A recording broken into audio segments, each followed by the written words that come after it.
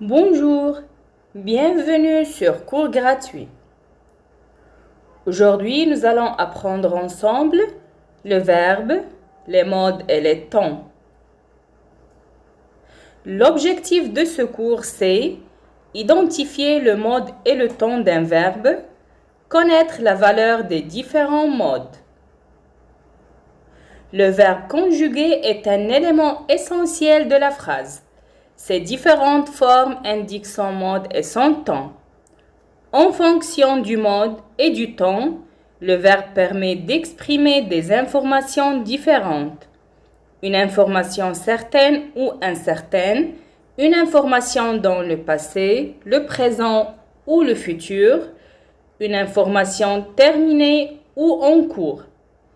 Identifier le mode et le temps d'un verbe permet donc de mieux comprendre ce qu'il signifie dans la phrase ou le texte. Connaître la valeur des différents modes permet de choisir le mode en fonction de ce que l'on souhaite exprimer. Définition. Le mode du verbe ne permet pas de situer l'action dans le temps. Il s'agit simplement de présenter cette action d'une certaine manière. Il existe plusieurs modes, les modes personnels, l'indicatif, l'impératif, le conditionnel, le subjonctif. Les modes personnels varient en fonction de la personne du sujet. Les modes impersonnels, l'infinitif, le participe, le gérondif. Les modes impersonnels ne varient pas en fonction de la personne. Chaque mode peut être utilisé à différents temps, qui permettent de situer l'action dans le passé, le présent ou le futur. Chaque temps indique si l'action du verbe est commencée, terminée, en cours ou à venir.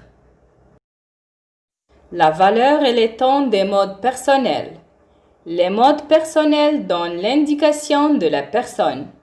Le verbe est conjugué et s'accorde avec la personne du sujet. Parmi les modes personnels, on distingue le mode indicatif, le mode impératif, le mode conditionnel, le mode subjonctif. Le mode indicatif. Le mode indicatif est le mode du réel. Il permet de donner une indication. Chaque action est faite, se fait ou se fera de manière sûre. À l'indicatif, on distingue des temps simples, présent, imparfait, passé simple et futur, des temps composés, passé composé et plus que parfait. Ces temps donnent des informations différentes. Les temps simples, le présent, par exemple, nous mangeons, c'est une action en cours. L'imparfait, par exemple, je parlais, c'est une action qui a duré, maintenant terminée. Le passé simple, par exemple, elle arriva, c'est une action rapide, terminée. Le futur, par exemple, ils viendront, c'est une action à venir. Les temps composés. Ils sont formés à l'aide de l'auxiliaire être ou avoir conjugué à un temps simple et du participe passé du verbe. Pour le passé composé, l'auxiliaire est au présent. Par exemple, vous êtes parti. C'est une action passée mais qui se prolonge dans le présent. Pour le plus que parfait, l'auxiliaire est à l'imparfait. Par exemple, il avait fait son devoir. C'est une action plus ancienne qu'un imparfait. Le mode impératif. L'impératif est le mode de l'ordre, du conseil, de l'interdiction. Il se conjugue à 3 personnes seulement. La deuxième personne du singulier, la première personne du pluriel, la deuxième personne du pluriel. Il s'utilise surtout au présent et n'a pas de sujet exprimé. Le verbe est employé sans le pronom personnel sujet. Exemple, ferme la porte. Le verbe est conjugué à la deuxième personne du singulier, mais il n'y a pas de pronom personnel sujet visible. Ne fumez pas. Le verbe est conjugué à la deuxième personne du pluriel, mais il n'y a pas de pronom sujet visible. Le mode conditionnel. Le conditionnel est le mode qui permet d'exprimer un souhait, une volonté, un conseil, un regret ou une hypothèse, puisqu'il repose sur une condition. Il s'utilise surtout au présent et il est parfois considéré comme un temps de l'indicatif. Exemple, si j'avais de l'argent, je t'aiderais. Le mode subjonctif. Le subjonctif est le mode de la possibilité, de l'incertitude. Chaque action dépend d'une possibilité, elle n'est pas certaine. On utilise surtout le subjonctif au présent car il est très difficile à conjuguer. Exemple, il est possible qu'il vienne en train. Je doute qu'elle puisse se déplacer. La valeur des modes impersonnels. Les modes impersonnels ne donnent pas l'indication de la personne. Parmi les modes impersonnels, on distingue le mode infinitif, le mode participe, le mode gérondif. Le mode infinitif. L'infinitif est le verbe comme on le trouve dans le dictionnaire, sans être conjugué ou employé dans une phrase. L'infinitif ne peut en aucun cas indiquer le temps du verbe. Il est caractérisé par la terminaison du verbe. Verbe en ER, IR, DRE, IR, etc. Le mode participe. Le mode participe peut avoir deux temps différents.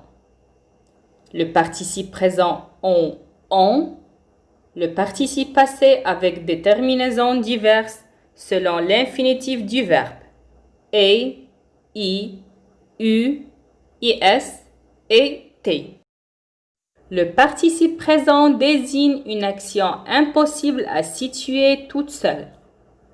Le participe passé s'utilise pour créer les temps composés des verbes avec l'auxiliaire avoir ou être ou comme adjectif qualificatif. Par exemple, aimant les voyages, il parcourait le monde. C'est le participe présent. Apprécié de ses amis, il est toujours invité. C'est le participe passé. Le mode gérondif.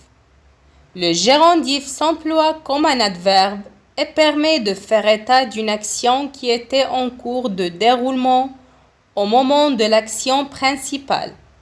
Exemple, il s'est blessé en tombant. Comment reconnaître le mode d'un verbe? L'identification du temps de conjugaison permet d'indiquer ensuite le mode du verbe. Exemple, un verbe au passé composé est obligatoirement un verbe à l'indicatif. Il est donc prioritaire d'identifier le ou les verbes de la phrase.